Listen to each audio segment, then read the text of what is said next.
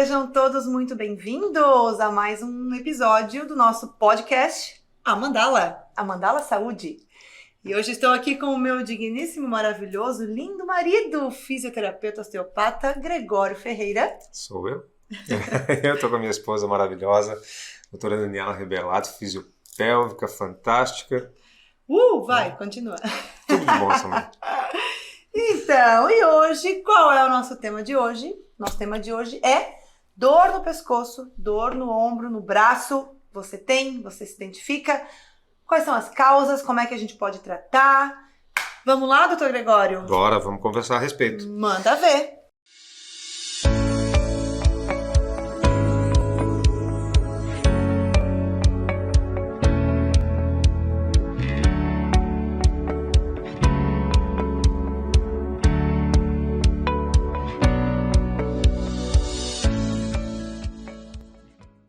Porque esse tema é um dos temas mais recorrentes em consultório.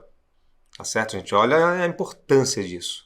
São dois pontos, dois lugares que a gente sente mais dor, né? Em geral, os pacientes procuram mais. Primeiro, dores na região lombar, que a gente já falou, tem um outro episódio aqui. E também dores na região de pescoço. Parte lombar tende a irradiar para a perna, né? Assim como o pescoço tende a irradiar e trazer dores para o membro superior que a gente chama, que é o braço. Pode ser ombro, pode ser cotovelo, pode ser o braço, ou antebraço ou na mão. Então, dores em todo esse complexo aí pode ser algum tipo de problema do pescoço, né? Que a gente chama de cervical, ou não. Pode ser uma outra possibilidade também. E é claro que hoje a gente vai discutir um pouquinho quais são essas possibilidades e o que a gente pode fazer também para tratar essas disfunções. Exatamente. Certo? Vai lá, doutor Gregório, e aí? Por onde começamos a entender esse pepino? Esse pepino, então, olha só. Primeira coisa, saber de alguns sintomas possíveis, né? Então a gente tem alguns sintomas, por exemplo, dor no braço. Pode ser uma dor no antebraço, na mão. Quando a gente fala braço, é importante entender que é essa parte aqui, que é o braço, antebraço e mão. Então, dor em qualquer uma dessas regiões. Explica só para quem está ouvindo, quem não está vendo. Boa! Então, explica o braço vai da onde até onde, né? O braço compreende, quando a gente fala braço mesmo, compreende do ombro até o cotovelo. Então, onde tem o bíceps aqui, né? Essa região é o braço. Do cotovelo até o punho é o que a gente chama de antebraço. Parece meio óbvio, mas muita gente não sabe. Acha que o braço é tudo, né? Ou depois a mão, é claro, e o ombro, somente essa parte aqui, que é do ombro mesmo, né? Não tem muito como explicar, que ele é autoexplicativo. Beleza? Mas o que eu quero dizer, gente? Essas dores, tá, na região do braço, ou formigamento, ou perda de sensibilidade. Pode ser. Qual é a diferença de formigamento e perda de sensibilidade? O formigamento é como se tivesse justamente formiguinhas, né? É uma sensação de que... Agulhinhas, exatamente. A gente senta no pé, às vezes que falta circulação ali, começa a dar aquelas formiguinhas mesmo, né? Exatamente, é uma outra possibilidade. Ou às vezes perda de força, né? A pessoa vai querer pegar alguma coisa e não tem força suficiente para pegar. Tudo isso são sintomas de algum tipo de problema que pode ser do braço ou pode ser da região do pescoço. Aí a gente vai deixar isso bem claro para vocês aqui, o que é um, o que é outro e como tratar essas disfunções, tá certo? Então vamos lá. Primeira coisa, a gente tem que fazer uma diferenciação de que se esse problema está vindo do pescoço ou do braço. E existem testes específicos para isso. Tem testes que a gente faz para ver se tem comprometimento no pescoço ou no braço. Uma coisa muito fácil de fazer, gente, para tentar entender é o seguinte. Tem dor no braço, mexe o pescoço. Tá? Para um lado, para o outro, para cima e para baixo, para os lados assim. E veja se esse sintoma que você está sentindo aumenta. Então, sinto dor no braço, olho para o lado e percebo que essa dor ela exacerba, que ela aumenta, melhor dizendo. Pronto. Essa dor aumentou, quer dizer que possivelmente tem um problema na cervical. É um teste simples, mas traz muita informação para a gente, tá? Outra possibilidade importante é a gente fazer alguns movimentos com o ombro. Se eu tenho dor no ombro e mexo o meu ombro e ele não desencadeia essa dor, pode ser que esse problema não seja do ombro, ele seja um problema do pescoço.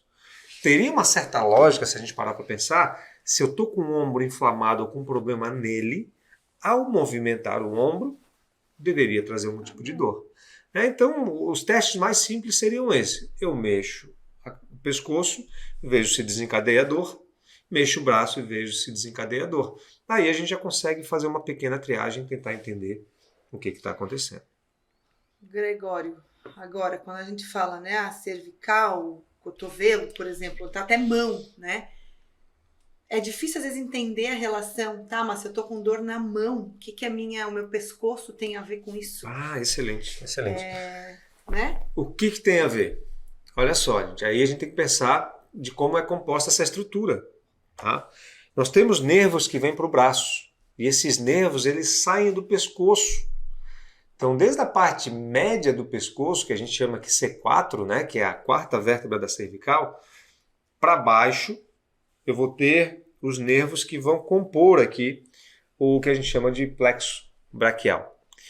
Então, na verdade, vai pegar aqui, o 4 pega mais a parte de ombro, né? E depois vem C5, C6, C7, tem o chamado C8 e T1 também. São, enfim, vários nervos que vão sair do pescoço, atravessar essa parte aqui abaixo da clavícula, descer no peitoral e vir para o braço.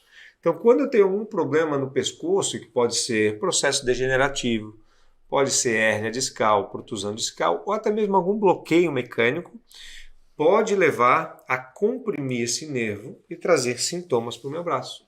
Então, essa é uma possibilidade. Então, por isso que eu posso ter uma sensação na mão por causa de um problema no pescoço, tá certo? Ou até mesmo em outras partes do braço. E isso é mais comum do que você imagina.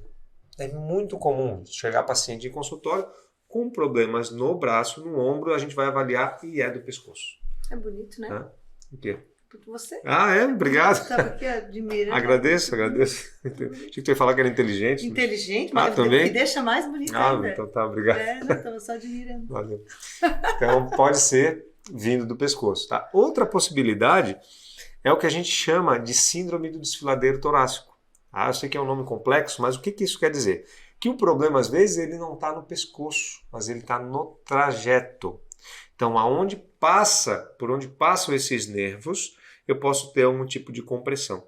Ou seja, pode estar lá na minha caixa torácica. Pode estar no tórax. Pode estar lá nas minhas costas. Também, torácica. Pode ser. Pode ser. Porque um bloqueio na torácica, né, altera o posicionamento aqui das costelas, que vão ter relação com esses músculos. Então, pode sim ser uma outra região que leve, né, a ter compressão desse nervo, trazendo sintomas. Porém, os sintomas eles são parecidos. Então, às vezes, até um profissional da saúde pode errar no diagnóstico. Imagina, né, para quem está tendo sintomas e não tem noção nenhuma da anatomia, da fisiologia, da biomecânica. Por isso que é tão importante você buscar um profissional qualificado, para que te avalie de uma maneira, né, correta, para que possa prescrever o melhor tratamento, porque também não tem como tratar de uma maneira correta se fizer um diagnóstico errado. Aí não faz sentido. Exatamente. E mais uma vez, tudo que tu falou até agora, né? Todas as questões anatômicas, fisiológicas, e aí muitas vezes para sanar essa dor, vai lá e põe um remedinho. Né? Uma pílulazinha. O que é muito comum, né? Então, às vezes a pessoa começa com um sintoma, com uma dorzinha, aí vai lá tomar um remédio, aí passa. Aí daqui a uns dias ele sente de novo, toma outro remédio. E assim vai indo, né? Pode ser uma dor no pescoço, ou na cervical, ou no braço. Só que o que essa pessoa está fazendo? Ela está se enganando. Camuflando, né? Porque ela, né? Ela só está desligando a luzinha. A luz é o sinal de que tem alguma coisa errada. Ela só está desligando o alerta e está seguindo. Eu costumo dar um exemplo aqui também com o carro. Vai gostar desse também, opa. né? Então, tu está dirigindo. E aí isso é bom para as mulheres até saberem disso. Olha só. Quando está dirigindo e acende uma luz vermelha no painel, é sinal de que... A gente liga pro marido. Gente, luz vermelha no painel, para o carro, tá? No primeiro lugar que tu puder, posto de gasolina, tá? Ou numa oficina, para. Por quê? É o sinal de que tem alguma coisa errada. E eu tenho que achar o profissional certo para olhar aquilo e tratar aquilo. Certo? Aí tu chega, parou no posto de gasolina, chegou o rapaz que vai te atender lá, pode ficar tranquilo, querido, que eu vou resolver o teu problema. Ele vai lá, desliga a luzinha e fala, pode andar que tá tudo certo. Toca a ficha. Toca que tá tudo certo. Tu anda mais 2 km, teu carro funde o motor e tu fica parado ali, certo? Nosso corpo é mais ou menos assim. Quando tu toma um remédio, tu está simplesmente desligando a luzinha e andando novamente com o carro. Ele pode pifar de uma maneira muito séria ali na frente. Ficou bonito esse exemplo. Nossa! Tá? Então é isso que a gente tem que buscar fazer, gente. Ó. Deu problema? Procura um profissional. Bom profissional. Se é o teu carro, tu vai levar em qualquer mecânico? Não vai, né? A grande maioria vai procurar um mecânico de confiança, alguma oficina boa, de referência, para poder resolver o problema do carro. Nosso corpo é igual. Meu mecânico. Tá certo, gente? Vou até tomar um chazinho depois desse. Olha que chique. Ô, Gregório, outra coisa que me veio agora também na cabeça, assim. Diga. A gente ainda ouve, né? Ouvi por muito tempo a questão das famosas LER, DORT. Tu recebe ainda no consultório? O que é esse cheque? De erva cidreira. Tá. Pra te deixar bem calminho. Uhum. Na minha chaleirinha bem que eu ganhei da Dona Ivete ainda. Vou ficar bem boba a minha chá então agora. tá bom. Tem que falar pra ela ouvir esse podcast. Tu recebe ainda em consultório, às vezes, indicação para LER, tratamento de LER, DORT, essa questão de movimentos repetitivos. Tu que trabalha muito com a questão do movimento sem dor, né? A ideia de recuperação com o movimento. Existe uma relação disso, né? Porque a gente fala assim, LER, DORT, movimento repetitivo. Aí existe uma discussão muito grande, mas o que a gente tem que entender? Olha só, gente. Às vezes, eu trabalho o dia inteiro digitando e comecei com um processo inflamatório no cotovelo. Então é uma DORT, né? Ou uma LER, enfim, nome antigo que a gente falava. Pode ser, pode. Né? Pode ser por aquele esforço. Só que tem mais 100 pessoas que trabalham contigo da mesma forma que não desenvolvem isso. Né? Mas não deixa de ser uma inflamação por causa daquela atividade. Pode ser que aquela atividade esteja realmente sobrecarregando. Mas por que o João tem a LER e o José não tem?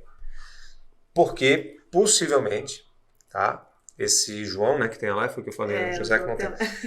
Ele possivelmente tenha bloqueios no corpo dele. O corpo dele não deve estar funcionando bem.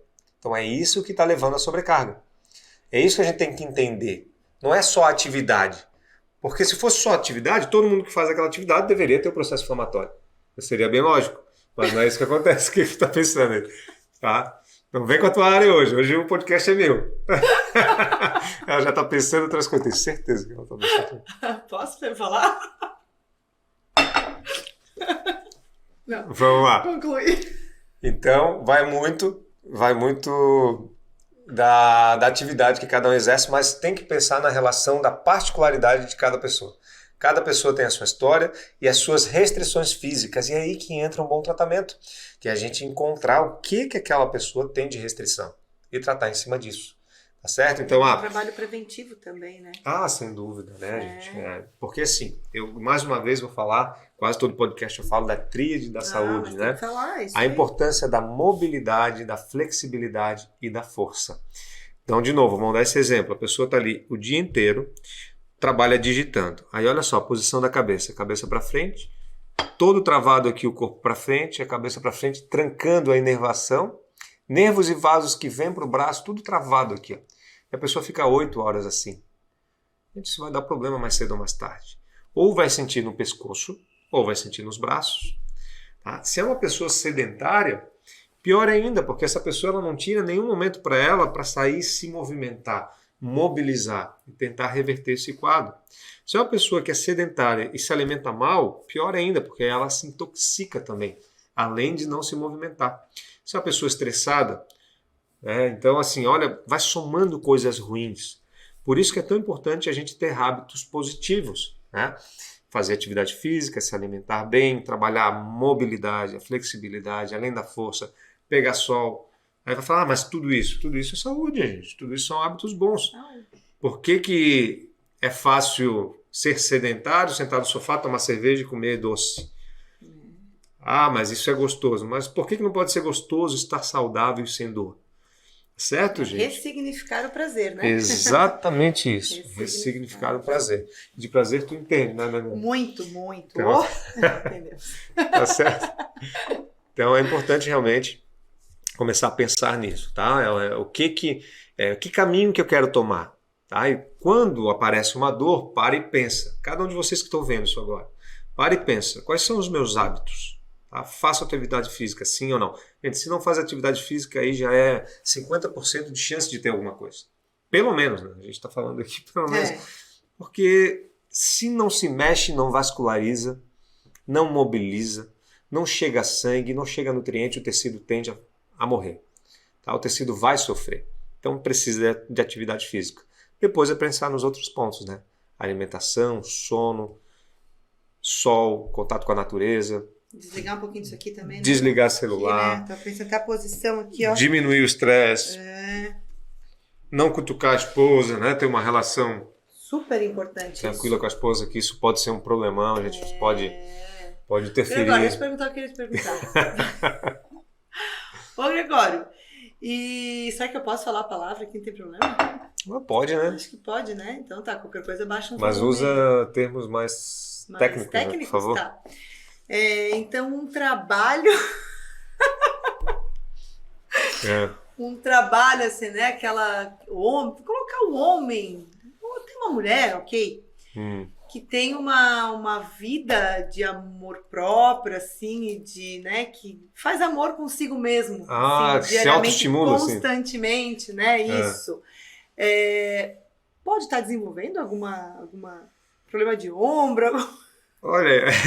Com a minha experiência. Com a minha experiência no consultório, na verdade, eu nunca recebi ninguém que chegou logo. Bateu uma punheta no ombro. Eu tô com um problema no braço e foi por causa disso, assim, ó, a mulher foi viajar. Tipo, uma semana bem intensa, isso nunca aconteceu. Tá? Mas é claro que é possível. Primeiro, se a pessoa se masturba demais, isso pode ser um distúrbio. Aí eu te pergunto, né? Isso, sem dúvida, né? Sem dúvida. E... Todo excesso, né? Todo excesso de falta também. Excesso de falta? Excesso de falta, não. Ou falta... Todo excesso, toda falta, né? Carência. Nossa, que horrível que eu falei. Se tornam problemas, né? Sim. Sabe por que eu te perguntei isso? Porque a gente tem assistido... Tu já tratou o paciente assim? Não. Porque eu tenho assistido aquele seriado, Frank. É muito legal essa série, inclusive. E, enfim, fala sobre várias questões ali, bem interessante, né? A gente acaba assistindo com um olhar um pouquinho mais clínico. E, inclusive, eu comecei a assistir porque me recomendaram. E, enfim, a história chega lá a um certo ponto onde as duas senhoras desenvolvem uma linha de vibradores para senhoras já de certa idade que têm artrite e que têm dificuldade, às vezes, né? De bater aquela siririca ou de usar um vibrador comum. Porque ou já tem artrite ou acabam desenvolvendo, né, alguma... Processos inflamatórios, algum tipo de... Isso. E aí, por isso que eu te perguntei. Entendi, ó. Nesse caso, sim, ó. Então, aí olha só que interessante, quando a gente chega numa situação de uma idade onde tem menos mobilidade. É legal a gente analisar isso pela ciência, né? Exatamente. Menos mobilidade, mais rigidez, menos vascularização. Tá? Às vezes algum componente reumático, naquele caso ali, às vezes não. Fazendo um esforço repetitivo, né, onde ela não tem condições musculares e estruturais para aquilo, pode sim desencadear naquele momento algum distúrbio. Então, pode sim. Então elas acabam desenvolvendo um vibrador, né, para a terceira idade, tá? Tu falou? Falei, Então, muito legal. Para ajudar, né, na ergonomia do vibrador, para auxiliar nesse tipo nesses tipos de questões, né? Então por isso que me veio assim, né, dor no braço, mão, cotovelo, opa. Às vezes pescoço também, não pode acontecer. Às vezes o pescoço, Não, porque, pessoal, olha, o mesmo exemplo aqui, ó, o dia inteiro aqui, tá? Trava, o pescoço começa a perder a capacidade de voltar para essa posição. Eu começo a perder a capacidade, eu estou tanto em flexão aqui que eu perco a capacidade de estender. Então todo movimento que a pessoa vai querer fazer com a cabeça depois fica ruim, fica travado mesmo. E quando a gente fala nesse processo preventivo, né, que a gente acabou de citar, né, quando eu falei a questão do telefone, eu te perguntei, né, se tu pega pessoas jovens, assim, os jovens adolescentes, assim como nós, né, nós e um pouco mais novos também, que a gente sabe que essa nova geração aí não sai do celular, né, é uma posição que a gente percebe hoje, né? Tu vai em qualquer café, na rua, as pessoas andam no celular, né? Cai no buraco, tropeça, mas o celular não cai da mão. Então, essa posição que a gente tem ficado muito, né, no celular, acho que também tem essa interferência toda nessa questão postural. Aí tu pega jovens mesmo, né? Agora, brincadeiras à parte. Jovens que a gente vê hoje com 9, 10 anos já com o seu próprio celular, né? E o dia inteiro, às vezes, naquilo... Cara, olha desde cedo a alteração postural que já está causando, né? Pensando em Tu toda sabe que essa... alterações posturais são mais comuns em jovens até do que adultos, né? Exatamente. Porque a tendência do jovem é essa, né? Estuda durante o dia, teoricamente, né? Estudaria aqui. Teoricamente. Ou vai estar no notebook, eu estou no iPad, eu estou no celular, tudo para cá, é tudo aqui. Essa cadeia tá? flexora. Então, assim, o flexor ativa. acaba se travando demais aqui mesmo, gente. Então, tem que ser estimulado a fazer extensão, tem que ser estimulado a mobilizar, que é o que a gente vai fazer, né? E buscar trazer movimento para essas E pensando crianças em e toda adultos. essa questão de fases de vida mesmo, é uma fase onde eles estão muitas vezes mais, né, introspectivos, mudanças anatômicas, né, biomecânicas, e que, por exemplo, a mulher, né, desenvolvimento dos seios, é uma coisa que nessa fase gera um certo constrangimento, Sim. né? Então, a própria postura. Então, tudo isso pode refletir aí futuramente em questões cervicais aí. Com certeza, pode sim. Então tem muita coisa que contribui para isso, certo?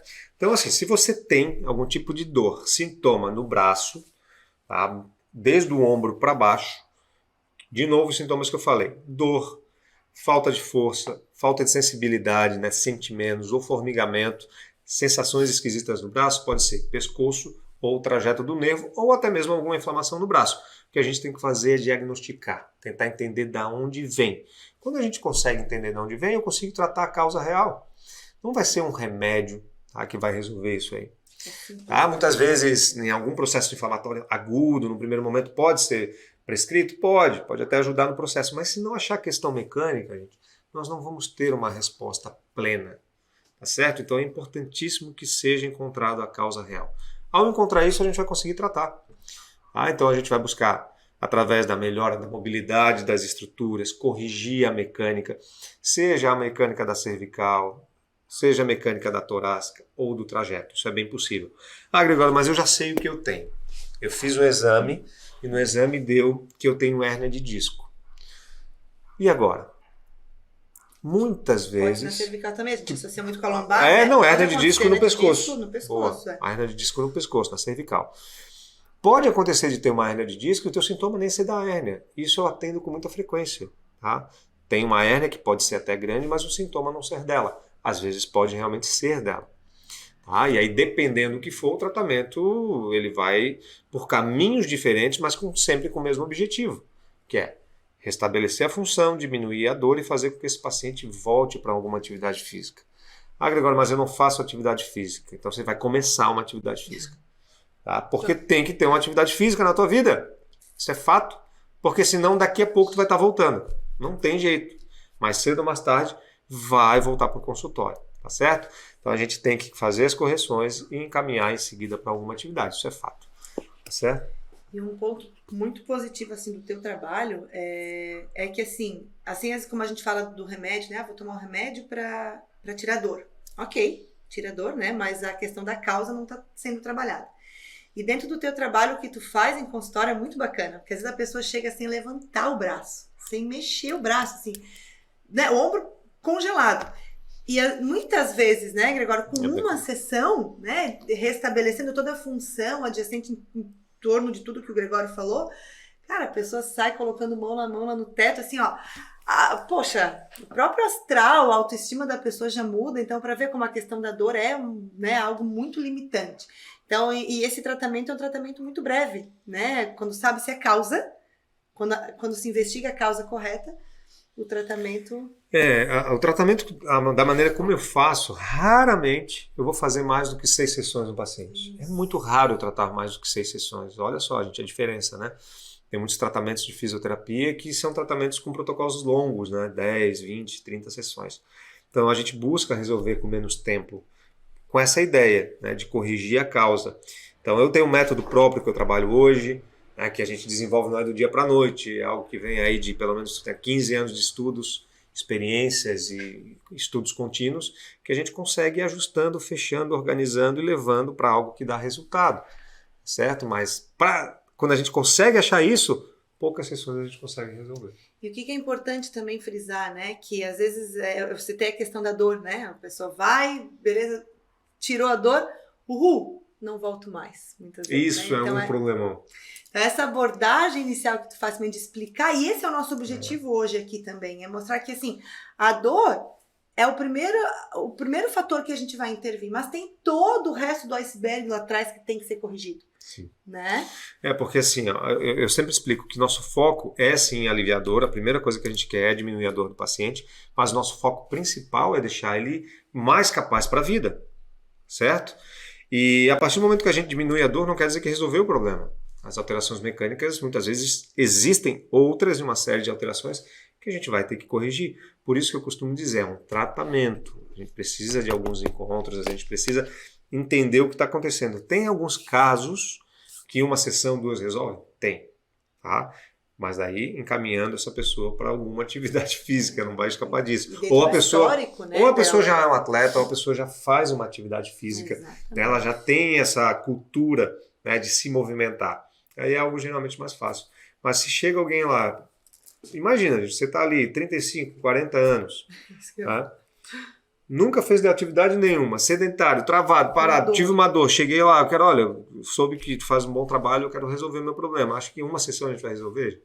2, um problema de uma vida, né? 35, 40 anos, eu falei, imagina se tu tem 50, 60, 70, eu trato pacientes até 80, 90 anos, e aí? Tem todo um histórico de vida por trás e a gente vai ter que entender e corrigir. Quer dizer, Gregório, que se eu tenho 80 anos não tem mais jeito? Não quer dizer, pelo contrário, atendo e temos resultados fantásticos. Mas fiz o exame e vi que a minha cervical está toda cheia de artrose. Bico de papagaio. Cheio de bico de papagaio. Bico de papagaio. Mas vai ter, gente, tá? É natural ter artrose, né? De novo, a gente já falou isso, mas é sempre importante frisar isso. Ter artrose é a mesma coisa que ter ruga na pele. Você vai envelhecer por fora e vai envelhecer por dentro. Não tem como ser diferente. Não tem para onde correr. Mas eu tenho artrose, tenho degeneração do disco. Todos nós vamos ter. Uns vão ter mais, outros menos, conforme a sua qualidade de vida. Tem fator genético? Tem. É o mais importante? Não, não é. Tá? Tem os fatores laborais, se faz atividade física ou não, se alimenta bem ou não, fuma, não fuma, enfim. Hábitos mesmo, tudo, todos os hábitos é que vão dizer, né, quem você é ou quem você será no futuro. Exatamente. Certo, gente? Então, primeira coisa, tendo dor, procura um profissional. Essa dor está aí há mais de uma semana, já é mais do que suficiente para você buscar um profissional. Dor não é normal. Dor é comum, mas não é normal. Comum, mas não é normal. Então procura um profissional para que possa te avaliar e te tratar. Se tu já está com um profissional, está tratando, está fazendo o que tem que fazer e não está tendo resultado, busca outro. Vamos buscar uma solução. Tá? Tendo dúvidas, entre em contato com a gente, tá? Seja aqui pelo canal, pode ser aqui no YouTube ou no Spotify, ou procura a gente também no Instagram, tá certo? E assim a gente já conclui essa nossa podcast de hoje, tá? Tendo dúvidas sobre o tema, manda pra gente aqui pra gente poder discutir um pouquinho mais, tá certo? E como é que as pessoas podem te encontrar nas redes sociais? O meu Instagram é @Daniela Revelato, Daniela com 2 L's, Revelato também com 2 L's. E você, doutor E Gregório? o meu também no Instagram, Gregório_Ferreira. Certo, meus queridos? Fechamos por hoje. Fechamos, gente. Até a próxima. Até o próximo e beijo! Beijão. Até mais.